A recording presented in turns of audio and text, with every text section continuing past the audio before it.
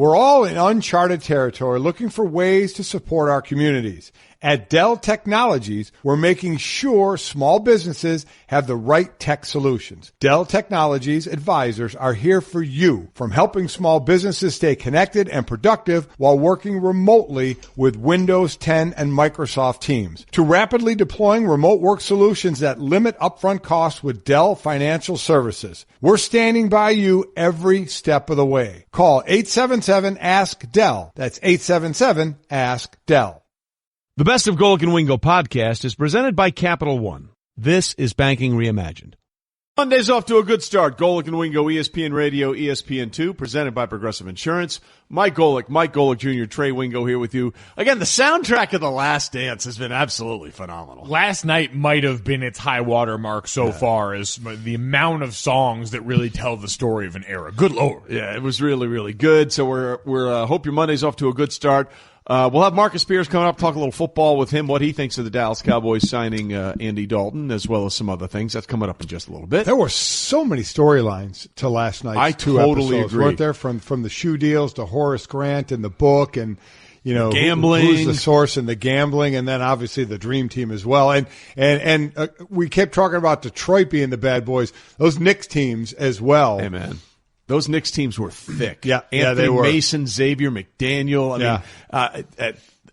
I forgot Rolando Blackman was on those Knicks teams for a while. I mean, there was some physicality. They were here for it. Well, and I guess that's one of the things I ask you guys, because a large portion of last night went back to the idea that Isaiah Thomas was left off that Dream Team, that 92 Olympic team that had all those great guys, getting to see the footage of that practice again where Jordan and Magic are going at each other's throats the entire time. And Isaiah Thomas sitting here like, interesting. And we heard all of the stuff about how guys supposedly, all had a problem and an issue with Isaiah Thomas because of the Pistons. Like, was it just because they were all so great? Because you guys talking about those Knicks teams and the way everyone colors 90s basketball in general, the people my age, they make it seem like everybody was playing like the Bad Boys Pistons. Like, they make it seem like every game was a war the same way those guys did. The Pistons kind of held the title there, but the Knicks had, I thought, more talented, probably, Patrick Ewing, some talented players. But I mean, you heard Pat Riley in that thing say, "Listen, if you don't let Jordan slam, dunk on you, don't let him knock him to the ground. I mean, beat him up. I mean, so it was Detroit's way, and I don't think Detroit would have won back to back had they tried to play more quote unquote regular basketball. But no, to your point, it was a more physical era, but they were at the top of the hill as far as physicality. I guess I just wonder if it was so much that, or if it was because I saw, our former colleague in Jamel Hill, who is, Detroit versus everybody through and through, basically saying it seems like all the people that were mad at Isaiah Thomas were the team that Isaiah Thomas and the Pistons just happened to beat along the way. Yeah, no, listen, you're right, because the Pistons won it, so you look at them a little differently, and I think the reason why we don't look at the Knicks the same way is that they couldn't beat the Bulls, right? I mean, the Pistons way worked for a while against the Bulls until they figured that out. And then the Knicks tried that same strategy with a very, very thick team. But at that point, Jordan just wasn't having it. But I guess that's the point, is like, when we look at why Isaiah Thomas was ultimately left off the Dream Team, was success a part of it? To your point, that team had a winning record against Larry Bird, Magic Johnson, and Michael Jordan. So they did. They did take it to those guys.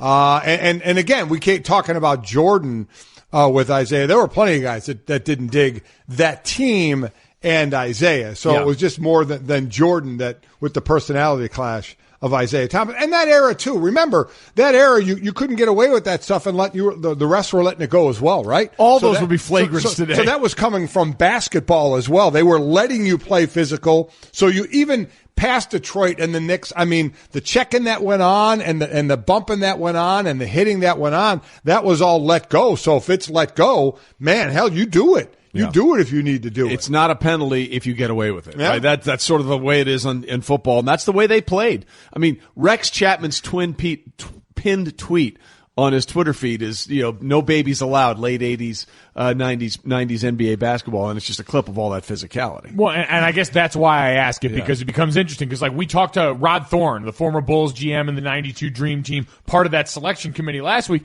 and he said Jordan never brought it up, according to him. Right. we decided, guys that we were considering, because at that time, we had a concern that maybe somebody wouldn't want to play.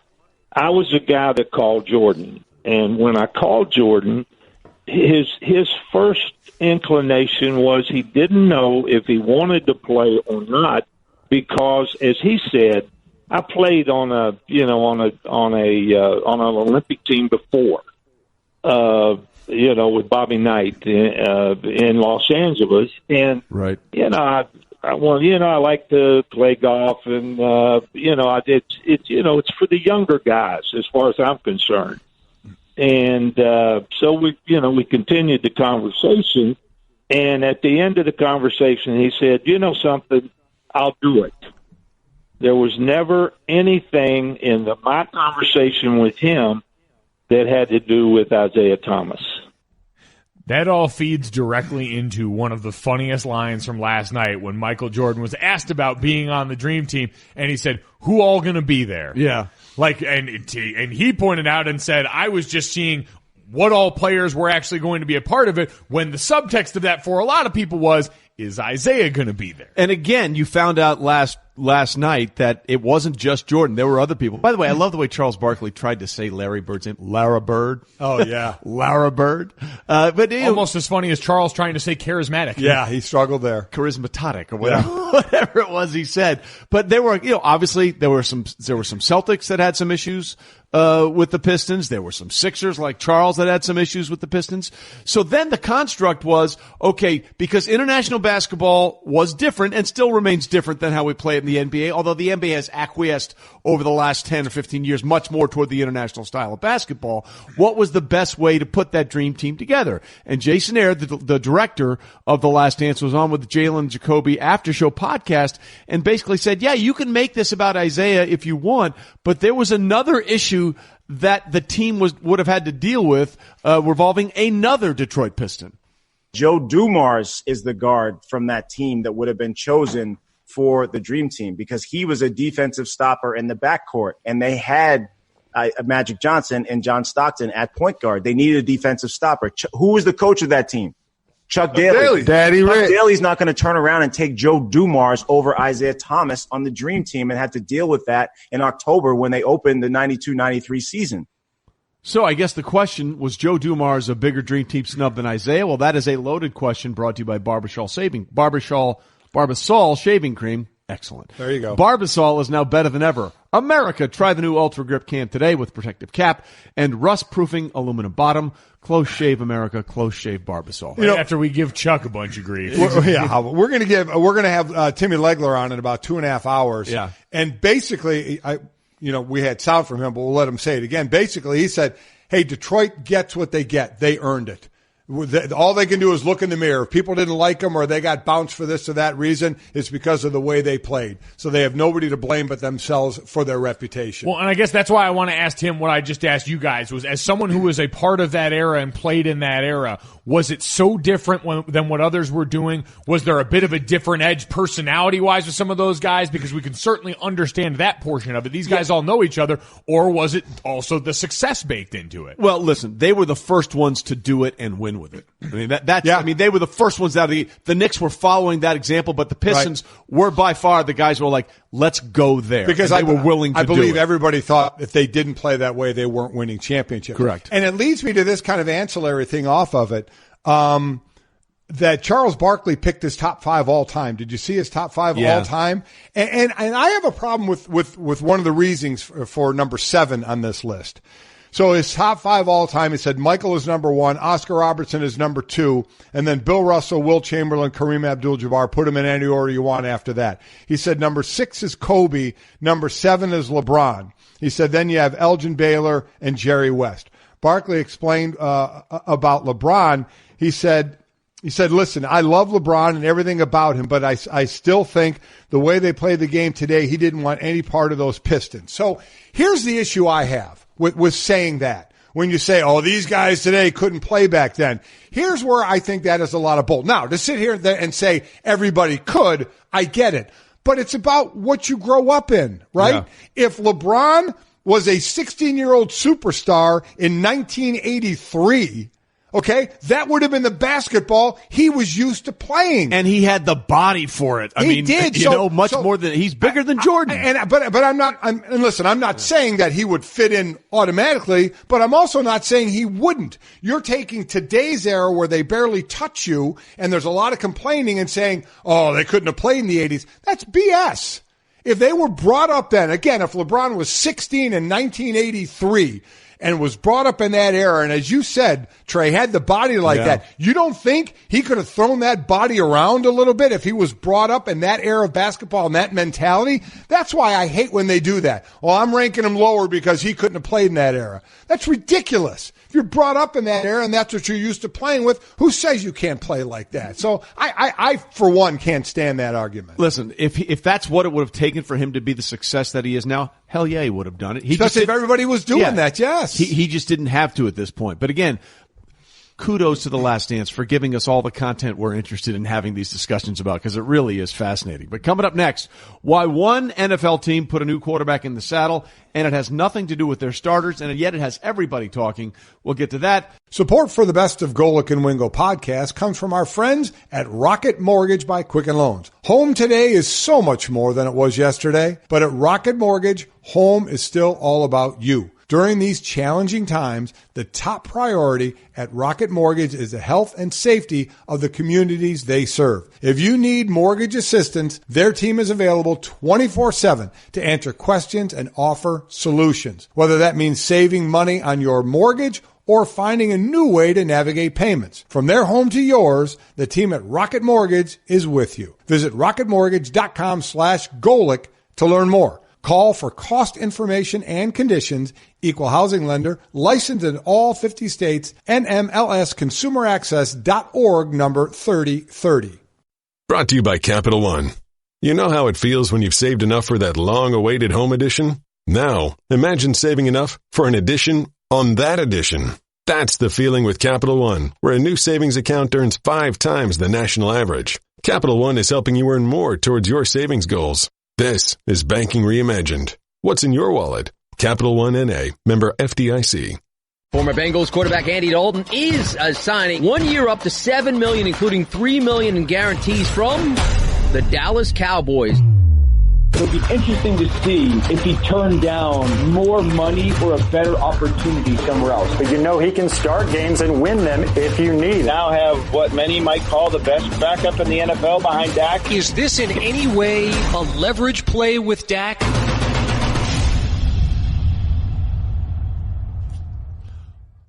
Woo! Glad you're with us. Golic and Wingo, ESPN Radio, ESPN2, presented by Progressive Insurance. Mike Golic Jr., Trey Wingo here with you. Still a wash from the Last Dance episodes last night. They were great, but there was also a lot of football news we got to get to, including the interesting signing. I guess interesting is because there's so many ways you can decide to look at this, but then you have to figure out what it actually means. Andy Dalton signing that 1-year deal with the Dallas Cowboys. Though I still do have a question for our next guest because he was a first-round pick, so he made a whole lot of money. I'd like to know about their card playing on the away trips, like Jordan on their plane and the thousands of dollars they played. If Marcus Spears was playing any games on the team plane, winning thousands and thousands of dollars. Well, there's only one way to find out. Let's bring in him. Our next guest, and it is the man you just alluded to, Marcus Spears. Marcus, good morning. How are we? Gentlemen, what's up, man? What's going on? Well, do you want to get that one out? So I'm wondering, Marcus, on the Last Dance last night, we were talking a lot, or Jordan was, about the gambling and the card games that go on the planes that can be on there for big money. And I know on our plane there was certainly Boo-Ray was the game back then, and certainly it got up there in money. I'm wondering if on your plane rides, if you were partaking in any of that. It's funny you say that. I think Boo-Ray is a staple. Because we definitely had it, and that pot doubling every time, the situations arise, it got up there pretty quick. I'm not going to divulge more information than need be. There were cars bought. There was 20% down payments lost on homes. That is the kind of money that was either being won or lost in those Blu-ray games, but I wasn't in them because I had a wife and kids, and I did not have the extra dough to possibly lose an Audi A8 in a Blu-ray game. I'm going to just leave it at that. I was going to say, very specific car make there, so obviously someone might have lost an Audi A8. I played in those games occasionally, and for those that don't know Blu-ray, there's a point where you have to drop your hand if you're going to stay out. And it got to known by me very well that if I kept in my hand, I had to have basically a winning hand, because there was no way on God's green earth I was ever staying in if I wasn't sure I was going to possibly, be the winner. Oh, it's brutal. Dear God, yeah, no, Marcus, totally. Marcus was not involved in any of those games. Never had an Audi A8 on the line to confuse any of that otherwise, as Marcus Spears is here with us. So, Marcus, Andy Dalton getting in on some of the Blu-ray games in Dallas now. Did that signing, in your mind, have any effect on the Dak Prescott situation currently? Well, I don't want to be one of the you guys know I can fly off the handle in situations like this. A part of me does, because probably a couple of weeks ago, I was saying like this.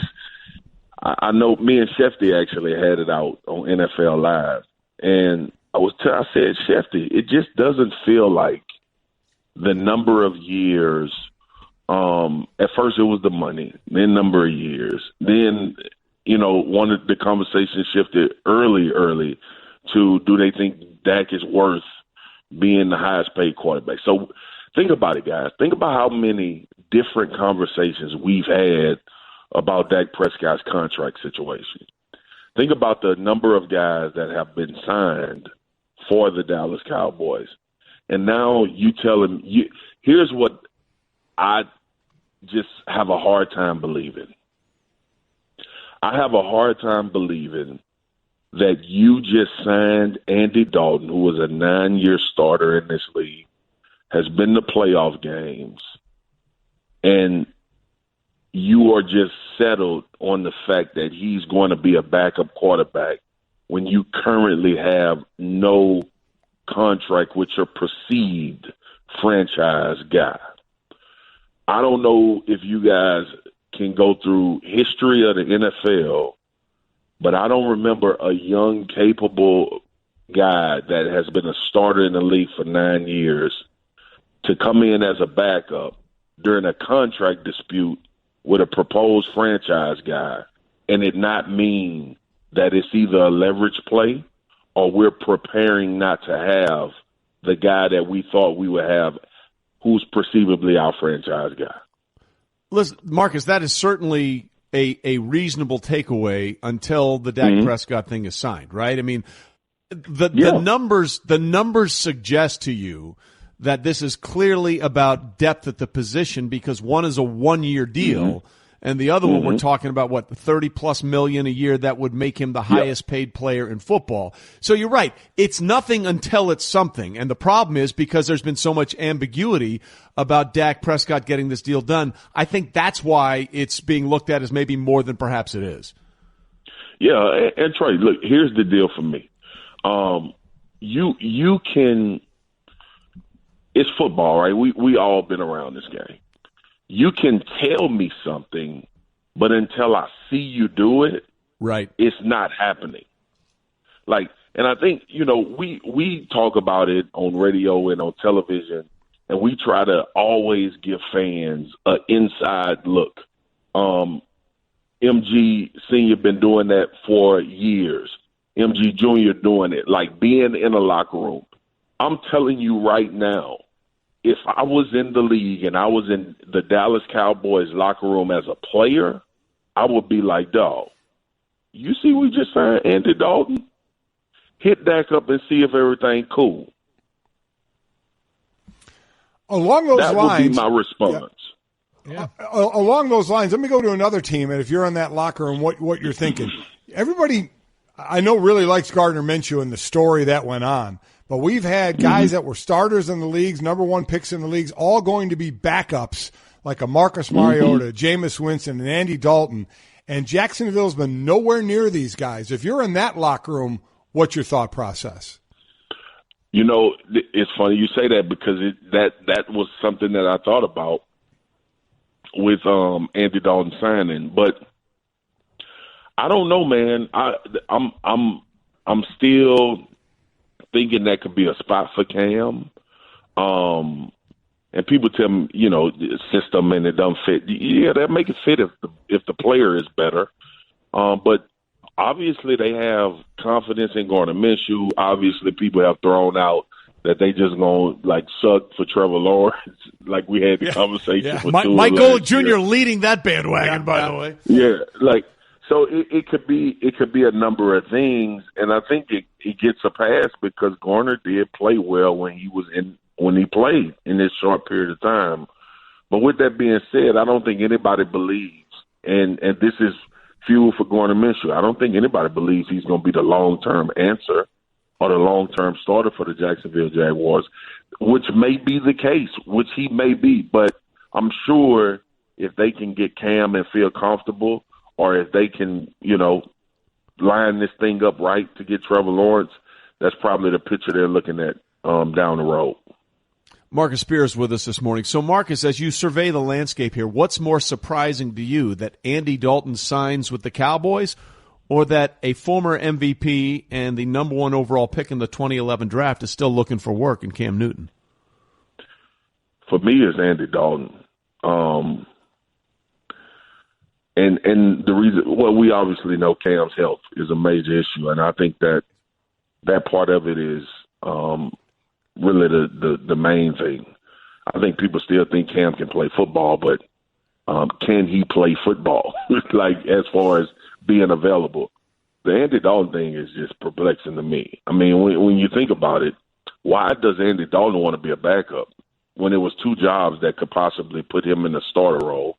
And I understand his ties to Dallas, has a home here, and it may be to the point where he just wants to be comfortable coming to a situation with a good team, and if he possibly has to play, he has a chance to win. I get all of that.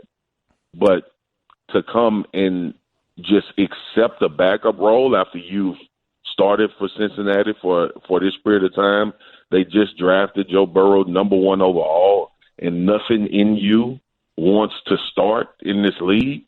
There's no job that you think you could go win unless it's something here in Dallas that's available for you that we don't know about. That's the part that's perplexing for me. Has Andy Dalton just given up to say, I'm a backup? Or were there no takers? Were there no other teams that he could go in a locker room, into a QB room, and possibly be QB1? Like, guys, listen, this is a little different now. I don't want people to just, like, let this fly by the wayside because there's an assumption that Dak will get a deal done. We've been talking about Dak getting a deal done for damn near a year and a half. Correct. And Andy Dalton just relenting to be a backup quarterback to Dak. To me, that is not my experience with starting quarterbacks in the NFL.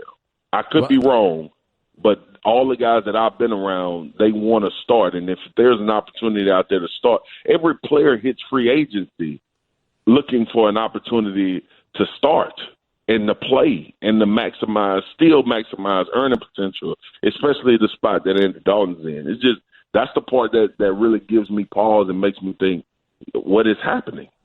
Yeah, look, it's unusual. You're right, and it's certainly not the only one where we've seen the situation where we have Jameis signing a 1-year deal to go to New Orleans, and now Marcus Mariota is the backup with the Raiders.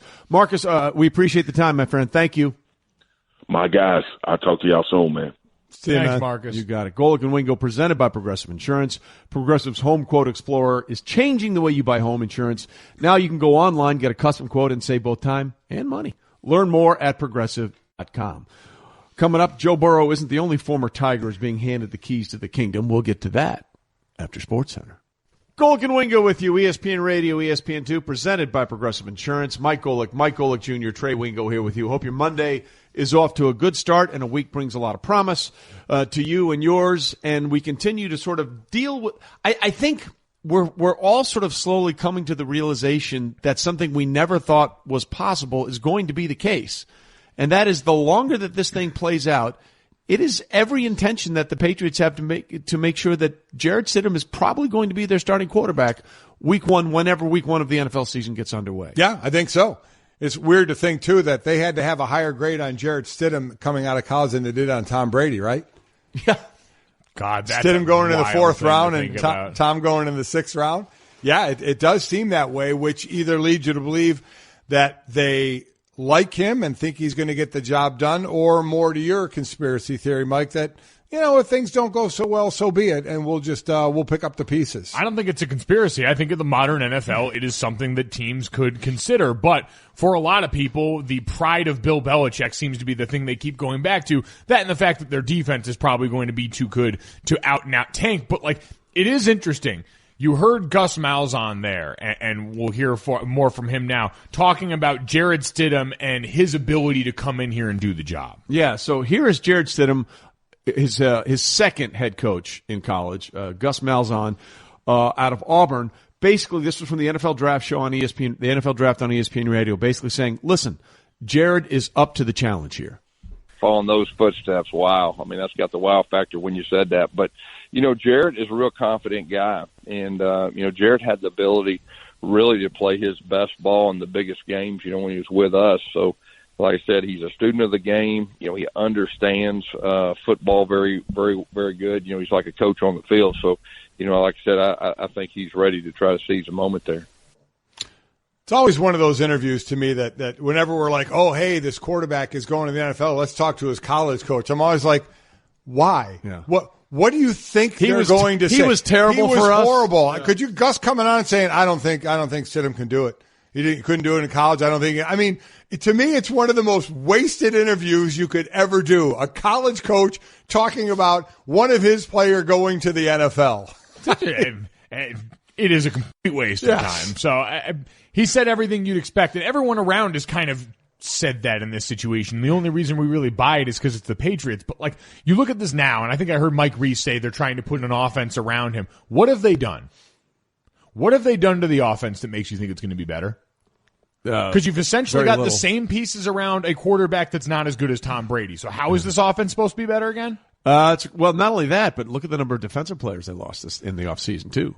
Defense is harder to hold year over year, but at the very least, you've still got Stephon Gilmore. You've got a bunch of You got a secondary. Gilmore, you got the McCourty brothers, Chung at safety. But they lost what? They lost Van Noy. They lost Jamie Collins. And, in general, you've tended to be able to replace those kinds of players in New England. That's what they've done. And, with the Chase Winoviches of the world waiting in the wings and all that, I trust the Patriots to make something out of a little more than nothing on the defensive side of the football. But on offense, what have they done? Well, if O-line can stay healthy, that'll be a plus for them, right? Okay, you like their O-line if healthy. When you line them up, you say that's a really good offensive line, but then they got to stay healthy. But to your point, everybody looks to the wide receivers and tight end. Is what have they done? You're waiting for N'Keal Harry to maybe step up. He had injury last year. You have Sanu, you have Edelman, who will catch a ton of short balls anyway if he's healthy. Yeah, if he's healthy. He was really beat up. Yeah, there's a lot of finger crossing that young players will step up and injured players will stay healthy. Yes. I mean, you have basically done nothing to improve an offense that, with Tom Brady at the helm, a guy who knew that offense better than anyone in the world, couldn't make into something truly great last season. And now you're going to take Jarrett Stidham there, and I can't imagine anyone realistically expects it to be as good or better. Well, it's interesting, right? We're talking about a Patriots offense that scored, 13 points in that playoff loss to the Tennessee Titans? Yeah. 13 points. Here's the deal. You're right. That doesn't make a lot of sense, but this has been the plan since week one. As soon as Tom Brady's they went into the first game last year without a contract extension. This was the plan all along. And you hear people say, how do they not have a plan? They have a plan. The question is whether or not it's going to be the right plan. And at least they've been consistent about this. They didn't draft a quarterback. I mean, to me, Jarrett Stidham was the biggest winner of the draft because they didn't even think about picking up a quarterback. Well, but the Patriots also aren't dumb. If there had been a quarterback they liked and valued to a certain point, the Jordan Love thing is exactly what the Patriots are about. The Patriots probably had scouted and enjoyed Jordan Love Love only to a certain extent. And that extent was we traded back into the second round and we held firm at a post. Yeah. We weren't going to take Jordan Love where the Packers or anyone else were going to take him up at that spot because that's not what we viewed him as, and we weren't going to budge for that. And that seems to be the general Patriot way. This is another Patriot way. We always say, well, quarterbacks are different. Everybody has a reach for them. Patriots don't. Yeah. Right? They don't. To your point, Mike, you're right. They had a value set, and just like Belichick talked after the draft, he said, that wasn't our plan going in to not take a quarterback, but the way the board fell to the guys we had rated, he was basically saying just that. We weren't going to reach for one. Right. We weren't going to go back up and chase one. We had a value for them, and if they exceeded that value, we weren't taking them. And by the way, here's another reason statistically or historically why you should expect Jarrett Stidham to be the starting quarterback week one. The Patriots have not started a quarterback they didn't draft since week 10 in 1993 when Scott Sequel started against the Bills and Jim Kelly. According to our friends at the Elias Sports Bureau, that's 423 straight starts made by homegrown quarterbacks. In other words, the team that had drafted him. It's nearly double the next closest streak in the Super Bowl era, which is the Cowboys at 227. It's also 264 starts longer than the next active streak, 163, by the Atlanta Falcons. And Stats Incredible is brought to you by My Computer Career, training for a better life. So, listen, this is who they've been for a long, long time. And again, in 93, that was Bill Parcells. And again, Bill Belichick is a protege of Bill Parcells. So this is just keeping that tradition going forward. Listen, I have no idea if it's the right plan, but this has been the plan for them since Tom Brady went into game one last season without a contract. And we're going to see if it works out, barring some sort of there are still people that say, I'll believe it when Cam Newton doesn't sign with the Patriots. But I just don't know if I want to see Cam Newton signing with the Patriots at this point. I don't know either. I don't think so either. I think the Patriots' plan has been to leave themselves options should things go a certain way or not. Like, we can say that Jared Stidham has been the plan since week one, but I do not believe that. I believe of a better option or one that they valued more than the optionality of being able to go into next year's draft within shouting distance of a young guy for Belichick to groom, that would have been something that changed. Yeah, look, I hear what you're saying, but because there was great uncertainty about what they could do in the draft and who they get in free agency, their fallback position had to have been, well, we think we like this guy. We think we like him enough to take a 1-year risk. Correct. Knowing that it leaves us options for more. Depending on how the season goes. Golic and Wingo is brought to you by Barbasol. Barbasol is now better than ever, America. Try the new Ultra Grip Can from Barbasol, now equipped with a protective cap and rust-proofing aluminum bottom. You're looking good, America. You're shaving with Barbasol. Coming up, what's the NBA plan for next season and what it says about one that's currently on hiatus. We will get to that after. Currently, we're all living in a time of uncertainty, but one thing that has been made clear is that we need to come together to protect the things we care about, including the planet we all share. Allbirds make shoes from premium renewable materials, and they're on a mission to leave the planet in better shape than they found it. So that's why they'll be listing the carbon footprint on all shoes moving forward. With Allbirds, feel confident knowing you're wearing a shoe that's doing right by your feet and the planet. Find your pair at allbirds.com today. Trade Pros. Ferguson is committed to making business with us the easiest part of your day. Ferguson.com is designed to help run your business from the office to the job site by making your day-to-day activities easier with 24/7 account access, unmatched online inventory, and on-the-go account management. And with our Pro Plus customer loyalty program, you can earn points with every online purchase, redeemable for merchandise, event tickets, trips, and more. Sign up today at Ferguson.com. Golic and Wingo here on ESPN Radio. Get you caught up on a little bit of what is trending. And how about this? The final conclusion of the MLB The Show tournament. Tampa Bay Rays ace Blake Snell wins the inaugural MLB The Show Players League on Sunday with a 3-game sweep against the White Sox. Lucas Giolito. Wow, messed that one up. Okay. Pretty badly.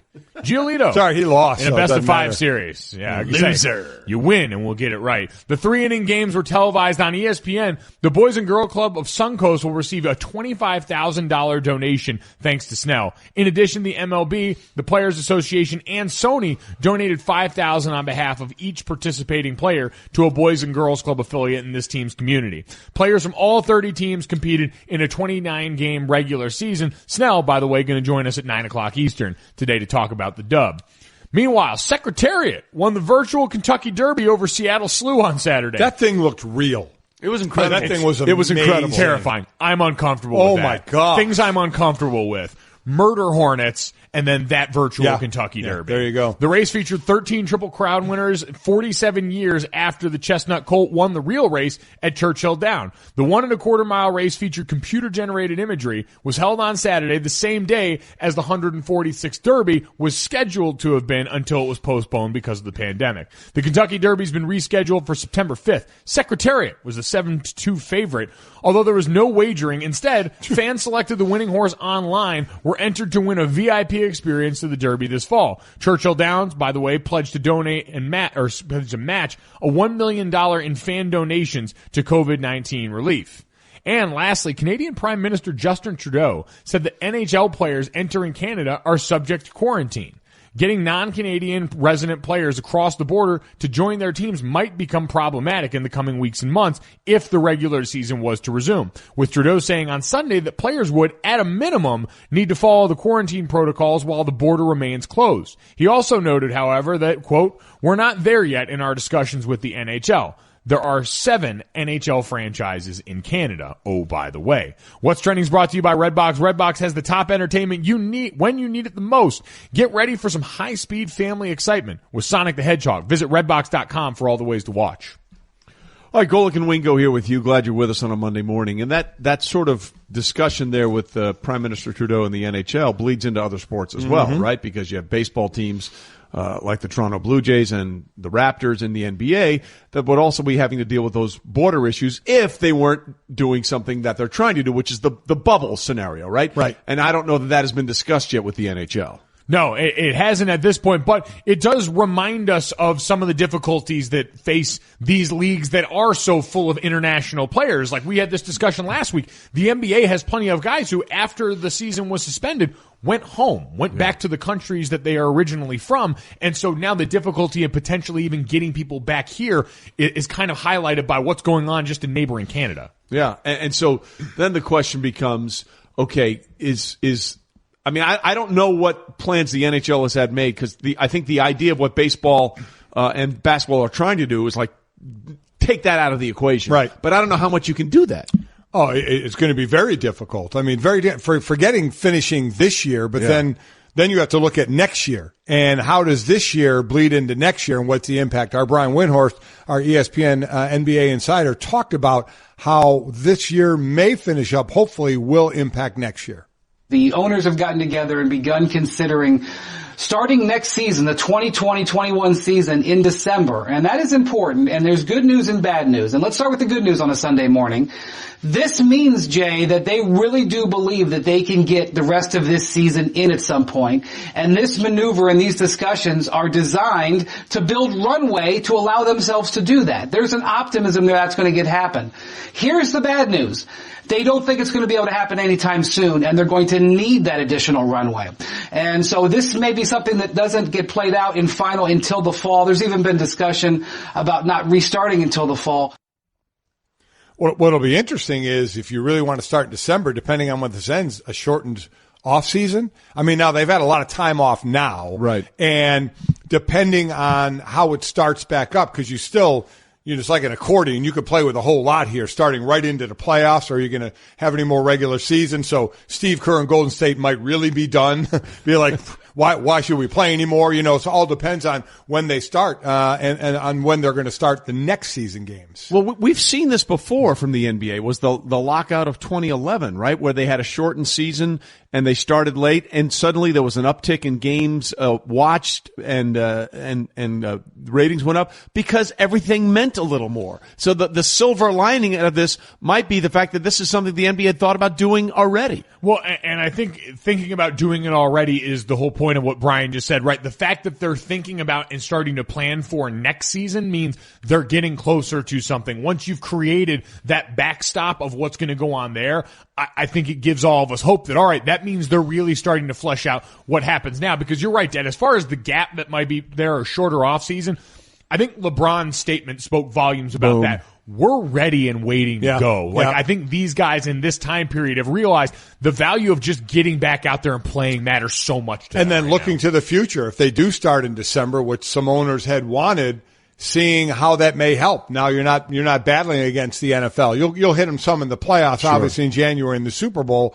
But then you're going to get into an area that you own earlier in the season if you're starting your season in December. So I get what LeBron's saying about now, because let's say we all know LeBron's on the clock. Correct. Right? Of winning championships and time he has left. But for the future of this game, it may be the hidden gem here that it's forcing us to start in December, something we're maybe looking into, and we could see if it works. Speaking of the NFL, by the way, they said over the weekend we are going to release our schedule. I think it's either be Wednesday or Thursday night on ESPN. You can tune in for that. We'll have 2 hours on that. Either be Wednesday or Thursday night, where they're planning to go ahead with a 17-week regular season, starting September 10th, finishing February 7th. Obviously, they have contingency plans in the background, but right now that is their stated goal, to start this season on time and finish an entire year. That's what they should be thinking, because they still have sort of the accordion of time, but you also know they have to have some backup plans. And I think that's the whole point of all of this, is as long as you see these leagues making plans for the future, it gives you a lot more hope for the present. Whenever that does restart in a meaningful way, if they're starting to create real plans on the other side, people assume it means they've got a little better understanding of now. Just write it in pencil. Exactly. And we have a potential sporting event coming up this weekend. Yes. But coming up, one sport is in a race to get back, and we'll do so with a brand new schedule. We'll get to that next. Golic and Wingo.